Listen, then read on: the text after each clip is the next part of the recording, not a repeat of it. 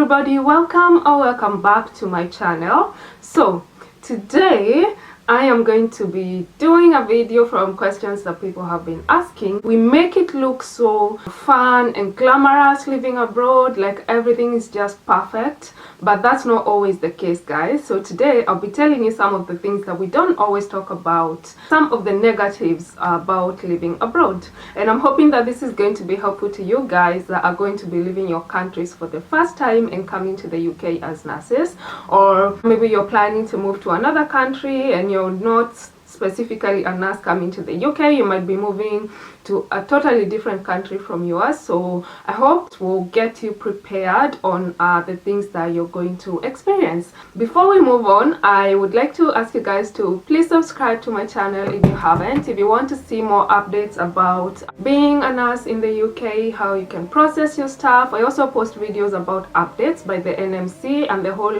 UK registration process for overseas nurses. So yeah, you can also follow me on my social media on Facebook and Instagram if you haven't. Yes, and let's get started with the video.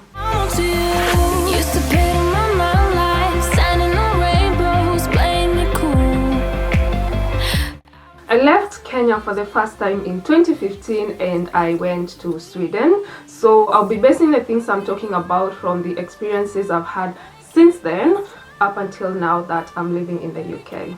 You will probably be alone in the beginning and you will have to grow up and do some things for yourself. Talking from experience, I was raised as an only child and I was used to mom doing everything for me even when I was in college. And then I moved to Sweden and my mom was thousands of miles away in a different continent, so I had to learn how to grow up. I had to become more independent, which wasn't fun in the beginning because I would try and call her and she would tell me, you have to do this for yourself, because we are not even in the same country, so I can only give you some advice, but you have to do the things yourself. So if you're not used to doing things for yourself and you're used to your parents or your elder brothers or sisters doing things for you, you will have to probably grow up and start doing some things for yourself. It's difficult in the beginning, but it actually gets easier.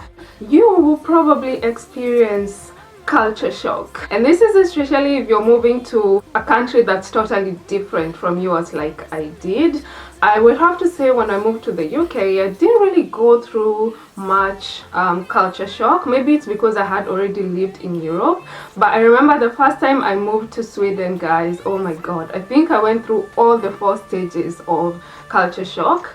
And when I first arrived, we had this 1 week where it was a group of us, and the organization I was working for, they were very good and they told us how people behave in Sweden and we were prepared for it all. So tack så jättemycket Kajsa if you're watching this, because they did prepare us, but despite us being prepared for that, I did go through all the stages. So expect that. I mean, we're all human and people have different cultures wherever you go, so you kind of have to experience the honeymoon stage where you're excited about the new life and how they do their things, and then you're gonna get frustrated, then you will start adapting, and then finally you'll be used to it, and it might be quicker actually. So it's normal to go through culture shock, so please do expect to go through that. Another thing, no matter how comfortable it is or how you grow to love the place, part of you will always feel like you're not really comfortable, and once in a while things will happen that will just remind you of home, and you'll be saying, oh, if I was home this wouldn't have happened, or this would have happened quicker. So sometimes things like that do happen, but like they say, east or west, home is always the best. You will get lost. I remember I got lost in Sweden. I did get lost in Finland and in the tube in London in the beginning because I wasn't very sure how to maneuver through those, and I'm horrible with maps. I'm terrible. I don't understand how to use maps, so thank God for Google Maps. But the good thing is there's always people that you can ask for directions, and people are always nice and they'll tell you where to go, which trains to take. You can Google that as well. There's Google Maps, like I said. There's City Mapper and other travel maps that are going to help you to get to wherever you want to be in time and in an easier way. Although even with that, sometimes I still get lost, so expect to get lost, guys. You are going to miss a lot of milestones at home. I have missed friends' weddings, I have missed graduations, I have missed babies being born, birthdays, and so many other things. And I just get to see them on video or when pictures are posted on Facebook. But yeah, you'll miss a lot of milestones. Something else related to that, you are going to lose a lot of friends. And I mean the ones you leave behind in your home country, because you're not together as you used to be. You're in a totally different place, and you also grow to become like a different person. When you go back to visit, they feel like you're really different, and you also feel like they're different because you don't remember them as they used to be, because both of you have changed. So you're going to lose some friends, but you're gonna make new ones on the way, and friends come and go. I've come to realize that, so expect to have that. Speaking of friends, you will have to learn how to start making friends. And for somebody like me who is socially awkward, I mean, I make these videos, but for people who actually know me, they know I'm socially weird, and I had to learn how to start making friends. But nowadays, you can make friends through so many things. You can join a gym, you can go and play games and join teams, you can go out, you can join the social apps like Meetup, and then you get to make new friends from that. You can take language classes if you're in a country that speaks a different language from yours. So just learn how to make friends, and it's actually fun. Be prepared for weather changes. This one I had to learn the hard way because I went to Sweden, which is up in the north of Europe.